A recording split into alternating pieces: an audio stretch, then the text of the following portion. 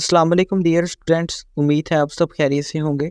आज हमारा chapter number 1 का लेक्चर नंबर 3 है, जिसमें हम स्टडी करेंगे Quranic instructions to reveal the study of life and science as a collaborative field.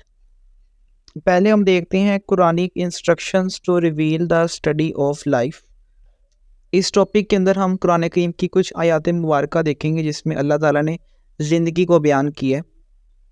In the Holy Quran, there are several verses that highlight the study of life.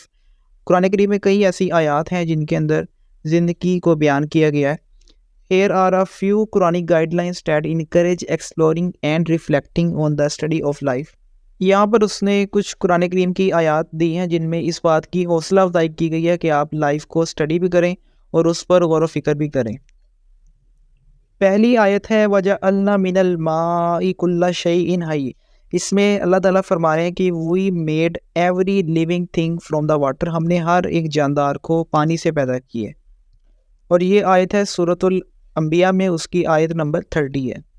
Next उसने इसी आयत की explanation दी है। The Quran mentions in multiple verses that all the living things were created from the water. Quran करीम में अक्सर आयात में यह बात की गई है कि ज़िंदा चीज़ों को पानी से पैदा किया गया। Water is described as a divine blessing from the Allah ताला की एक बहुत ही अजीम नेमत है पानी। अब जो कुरान करीम में ये बात की गई है कि हर एक चीज़ का वजूद पानी से है, तो इसका सबूत हम साइंस में भी देख लेते हैं। साइंस हमें ये बताती है कि जो जानदार है ना, उनकी जो बॉडीज़ हैं उनका 60 to 90% जो हिस्सा है वो पानी पर मुश्तमिल होता है। हर जानदार की जो बॉडी है वो सेल से बनी हुई है और सेल का जो ज़्यादातर हिस्सा है ना वो पानी पर मुश्तमिल होता है। इसके अलावा हमारी बॉडीज़ में जो रिएक्शंस होते हैं ना, उन रिएक्शंस को भी होने के लिए पानी की ज़रूरत होती है। तो इसी बात को उसने यहाँ पे लिखा है, the average water content in the different organisms ranges between the 60 to 90%। मुख्तलिफ जानदारों में जो पानी का कंटेंट है ना, कि पानी कितना मौजूद है, वो 60 to 90% होता है।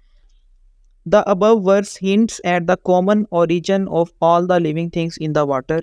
अब चूँकि हर जानदार की बॉडी में पानी काफ़ी ज़्यादा मौजूद होता है, इसका मतलब कि हर जानदार का ओरिजिन एक ही है। यानी आप उसको यूँ समझ लें कि उनका क्रिएटर एक ही है, जो कि अल्लाह ताला की ज़ात है। इसको आप दूसरी तरह भी देख सकते हैं कि जो जानदार हैं, चाहे वो पौधे हैं, चाहे वो एनिमल्स हैं, उनको अपने ज़िंदा रहने के लिए पानी की ज़रूरत होती है और हमारी पूरी लाइफ पानी पे डिपेंडेंट है। दूसरी आयत है खलकल इंसान मिन सलसालिन कल फ़ख्खार, he made man from clay like the potter. ये आयत है सूरह अर-रहमान की और ये 14 नंबर आयत है। इस आयत में ये बात की गई है कि अल्लाह ताला ने इंसान को मिट्टी से पैदा किया है।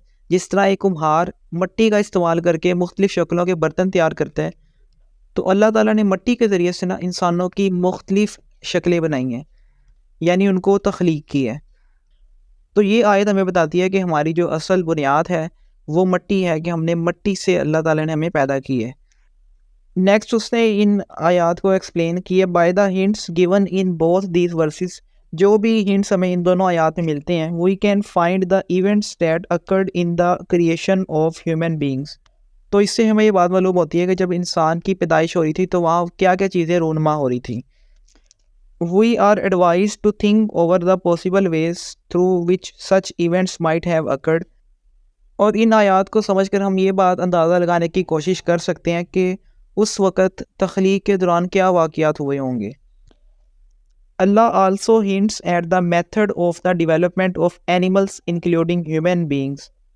इसके अलावा अल्लाह ताला की ज़ात इन आयात के ज़रिए हमें इस बात को भी हिंट देती है कि जब डेवलपमेंट हो रही थी जानवरों की, जिसमें इंसान भी शामिल है, तो वो कौन से तरीके से डेवलपमेंट हो रही थी, क्या तरीक़ाकार हुआ था। अगर हम इस आयत को साइंस से भी लिंक करें तो साइंस भी हमें इस बात का सबूत देती है कि जो हमारी बॉडीज़ हैं, चाहे वो जानवरों की हो, हम इंसानों की हों या पौधों की, उनमें वही एलिमेंट्स होते हैं जो कि मिट्टी के अंदर मौजूद होते हैं। वही मिनरल्स होते हैं जो कि मिट्टी के अंदर मौजूद होते हैं, जैसे कैल्शियम है, पोटेशियम है, नाइट्रोजन है, ऑक्सीजन है। तो हम ये कह सकते हैं कि हमारी बॉडी में भी कुछ ऐसे केमिकल्स मौजूद हैं जो कि हमारे इर्द गिर्द माहौल का हिस्सा होते हैं। नेक्स्ट आयत नंबर 3 का ट्रांसलेशन है इंग्लिश में, then fashioned we the drop a cloth, then fashioned we the cloth a little lump, then fashioned we the little lump bones, then cloth the bones with flesh. अब ये सूरतुल अल मोमिनून की आयत है, आयत number 14। इस आयत का अगर हम तर्जुमा देखें तो वो है, फिर नुतफ़े का लोथड़ा बनाया, फिर लोथड़े की बोटी बनाई, फिर बोटी की हड्डियाँ बनाई और फिर हड्डियों पर गोश्त चढ़ाया। एक्चुअली में इस आयत में अल्लाह ताला ना इवेंट्स बयान करता है कि जब एक इंसान की पैदाइश हो रही होती है तो क्या क्या उसमें चेंजेस आती हैं, कहाँ से शुरू होती है और कहाँ पे वो चीज़ एंड होती है। तो ये जो डेवलपमेंट का प्रोसेस है ना, वो अल्लाह ताला ने इस आयत के अंदर बयान की है। पहला स्टेप क्या हुआ कि जो नुतफ़ा था उसका लोथड़ा बना, यानी साइंस के अकॉर्डिंग जब स्पर्म और एग मिले, उनकी फर्टिलाइजेशन हुई तो उससे ज़ाइगोट बना।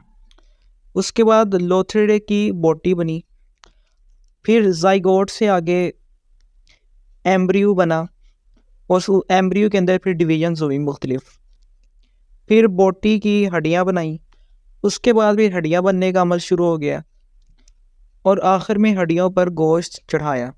तो ये पूरा प्रोसेस होता है डेवलपमेंट के दौरान, जिसको साइंस भी कंफर्म करती है। आयत नंबर 4 है, जिसमें तर्जुमा है, Allah hath created every animal from water. Allah ताला ने हर जानवर को पानी से पैदा किया। Then some of them creep up over their bellies, कुछ उनमें से ऐसे हैं जो कि अपने पेट के बल रेंगते हैं। Others walk on two legs, कुछ ऐसे हैं जो दो टांगों पर चलते हैं। एंड अदर्स ऑन फोर, और कुछ ऐसे हैं जो कि चार टांगों पर चलते हैं। अल्लाह क्रिएट्स व्हाट ही प्लीज, अल्लाह वो पैदा करता है जो कि वो चाहता है। Surely Allah is most capable of everything, और अल्लाह ताला की ज़ात हर चीज़ पर कुदरत रखने वाली है। ये सूरह नूर की आयत नंबर 45 है। इस आयत से एक दफ़ा फिर हमें इशारा मिलता है कि अल्लाह ताला ने हर जानवर को पानी से बनाया है।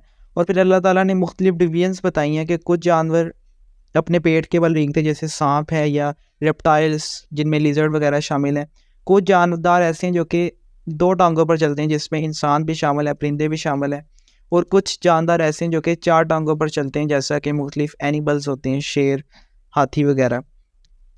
तो ये सारी वैरायटी जो हमें दिखती है, ये एक्चुअली में अल्लाह ताला की पैदा करता है, क्योंकि अल्लाह ताला हर एक चीज़ पर कादिर है। This verse explains that Allah created early life in water fishes. इस साइड से हमें ये भी पता लगता है कि जो शुरुआत की लाइफ थी वो पानी में थी, जैसे फिशेस थी। And then animals with limbs were evolved, और फिर उनसे कुछ ऐसे जानदार बने जिसके टांगें या बाजू होते थे। Among such animals some were created who creep over their bellies, उनमें से कुछ जानदार ऐसे बने कि जो रेंगने लगे अपने पेट के बल। And then some were created who walk on two and some on four legs, और फिर कुछ ऐसे जानदार बने जो कि दो या चार टांगों पर चल सकते थे। तो बेसिकली आयत बताती है कि इस दुनिया के अंदर जानदारों की कितनी ज़्यादा वैरायटीज़ मौजूद हैं, कितनी इकसाम के जानदार इस दुनिया में पाए जाते हैं, और सब के सब जानदारों को अल्लाह ताला ने बनाया है। और आज साइंस भी इस बात को कन्फर्म करती है कि इस दुनिया में जानदारों की बेशुमार वैरायटीज़ है, और कई ऐसी हैं जो अभी तक दरियाफ्त भी नहीं हुई।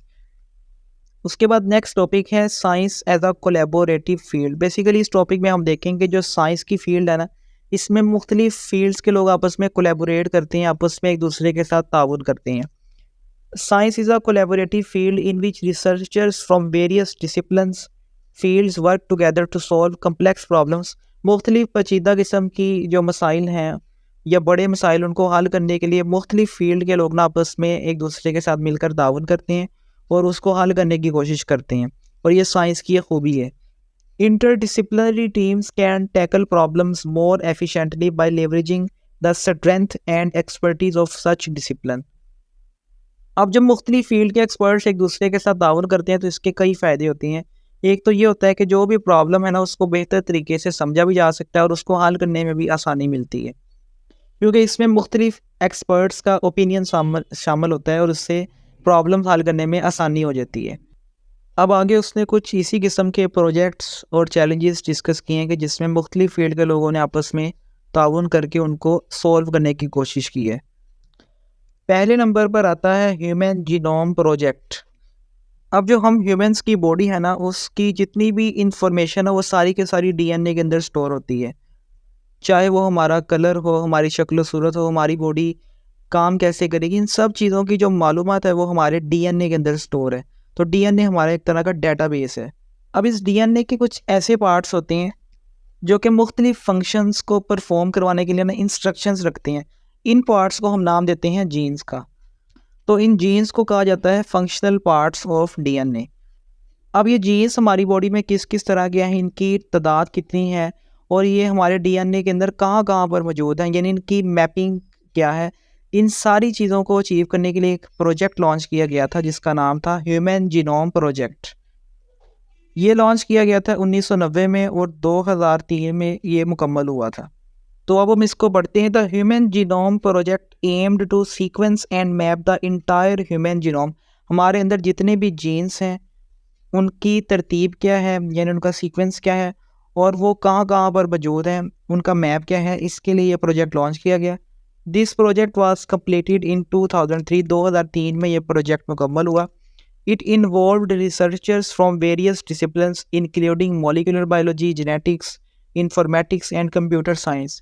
उसने कुछ यहाँ पर फील्ड मेंशन किए। इन सब के फील्ड के लोगों ने ना आपस में कोलैबोरेट किया था इस प्रोजेक्ट पर काम करने के लिए, और इस प्रोजेक्ट को साइंस की एक बहुत बड़ी अचीवमेंट माना जाता है। दूसरे नंबर पे आता है climate change research.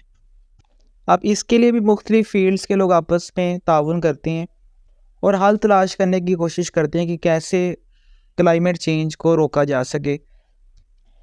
Climate change requires collaboration among many disciplines. Climate change के लिए हमें मुख्तलिफ फील्ड्स के लोगों का कोलैबोरेशन चाहिए, सच एज़ एटमॉस्फेरिक साइंस, यानी वो एक्सपर्ट जो कि एटमॉस्फेयर के बारे में जानते हों। इकोलॉजी भी एक फील्ड है जिसमें देखा जाता है कि कैसे एक जानदार अपने माहौल के साथ रहता है, कैसे वो उससे इंटरेक्ट करता है, तो उसके एक्सपर्ट्स भी शामिल होते हैं। इकोनॉमिक्स यानी जो मईशत के एक्सपर्ट हैं वो भी इसमें शामिल होते हैं। एंड सोशियोलॉजी, इसमें देखा जाता है कि हमारा माशरा कैसा है, वहाँ पे किस तरह के लोग रहते हैं। तो इन सब फील्ड के एक्सपर्ट्स आपस में कोलैबोरेट करते हैं क्लाइमेट चेंज को स्टडी करने के लिए और जो चैलेंजेस आ रहे हैं उनको सॉल्व करने के लिए। नेक्स्ट है मेडिकल रिसर्च। मेडिकल की फील्ड में भी मुख्तलिफ फील्ड्स के लोग आपस में कोलैबोरेट करते हैं। Medical research often depends on interdisciplinary collaboration.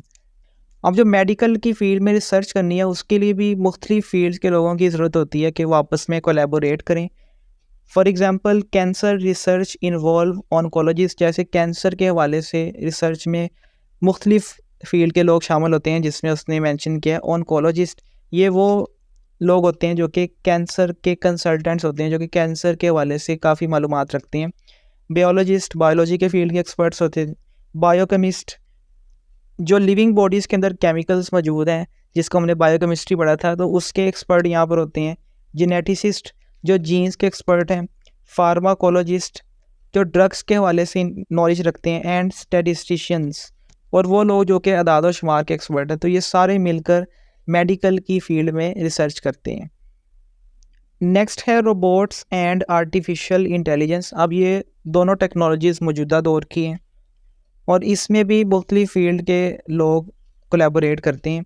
The field of robotics and AI is highly interdisciplinary. वो कह रहा है कि जो रोबोटिक्स की और एआई की फील्ड है ना, इसमें तो काफ़ी ज़्यादा ताउन होता है मुख्तलिफ डिसिप्लिन्स के लोगों का, जिसमें शामिल होते हैं कंप्यूटर साइंस, इंजीनियरिंग की फील्ड शामिल होती है, मैथ की फील्ड शामिल होती है, न्यूरो साइंस की फील्ड शामिल होती है, यानी जो न्यूरोलॉजी के एक्सपर्ट हैं वो इसमें शामिल होते हैं। एंड साइकोलॉजी और जो साइकोलॉजी की फील्ड के माहिर हैं, नफ्सियात के माहिर हैं, वो भी कोलैबोरेट करते हैं। This collaboration has led to significant advancement in robotic system. अब इन कोलैबोरेशन से काफ़ी ज़्यादा फ़ायदा हुआ कि जो चीज़ें हैं वो काफ़ी ज़्यादा एडवांस लेवल पर चले गई हैं। रोबोटिक सिस्टम्स तैयार हो गए हैं। ऑटोनोमस व्हीकल्स, ऐसी व्हीकल्स आ गई हैं जो खुद ब खुद मूव कर सकती हैं, ऑपरेट कर सकती हैं। मशीन लर्निंग आ गई है एंड नेचुरल लैंग्वेज प्रोसेसिंग आ गई है। लास्ट में है स्पेस एक्सप्लोरेशन। जो खला है उसको एक्सप्लोर करना, उसका मुतालिया करना या उसके हवाले से रिसर्च करना। इस फील्ड में भी मुख्तलिफ लोग एक दूसरे के साथ ताउन करते हैं। Organisations like NASA and the international space station. NASA एक स्पेस एजेंसी है जो कि स्पेस के हवाले से मुख्तलिफ रिसर्चेस करती है, मिशन भेजती है। और इंटरनेशनल स्पेस स्टेशन हमारी ज़मीन के ऊपर जो खला है वहाँ पर मौजूद है। अगर आप ये डायग्राम देखें तो ये इंटरनेशनल स्पेस स्टेशन जो कि खला में मौजूद है वो दिखाया गया है। It involve scientist from various field. इसमें भी मुख्तलिफ फील्ड के साइंटिस्ट शामिल होते हैं जो कि चीज़ों को अचीव करने में एक दूसरे की हेल्प करते हैं, जिसमें एस्ट्रोफिजिक्स की फील्ड है, प्लानिटरी साइंस है यानी प्लैनेट्स को स्टडी करने की साइंस है, इंजीनियरिंग के लोग शामिल होते हैं, बायोलॉजी की फील्ड के लोग शामिल होते हैं और मेडिसिन की फील्ड के लोग शामिल होते हैं। These collaboration enable scientist to investigate the cosmos. Cosmos का मतलब होता है यूनिवर्स, यानी जो कायनात है हमारी, उसको स्टडी करने के लिए, उस पर तहकीक करने के लिए साइंसदानों का कोलैबोरेशन होना ज़रूरी होता है। तो ओवरऑल इस फील्ड में उसने ये बताया कि जब भी कोई बड़ा चैलेंज आता है ना साइंस के रिलेटेड, चाहे वो किसी भी फील्ड का हो, मेडिकल की फील्ड हो, स्पेस की फील्ड हो या लिविंग ऑर्गेनिजम्स की फील्ड हो, तो उनमें मुख्तलिफ डिसिप्लिन्स के जो लोग हैं वो आपस में एक दूसरे के साथ कोलैबोरेट करते हैं ताकि उस चैलेंज को सॉल्व कर सकें। यहाँ पर आपका लेक्चर कंप्लीट होता है। उम्मीद है आपको ये लेक्चर समझ में आया होगा। अगर आपको वीडियो अच्छी लगी तो वीडियो को लाइक, शेयर और चैनल को सब्सक्राइब कीजिएगा। आपसे मुलाकात होगी नेक्स्ट लेक्चर में। अल्लाह हाफिज़।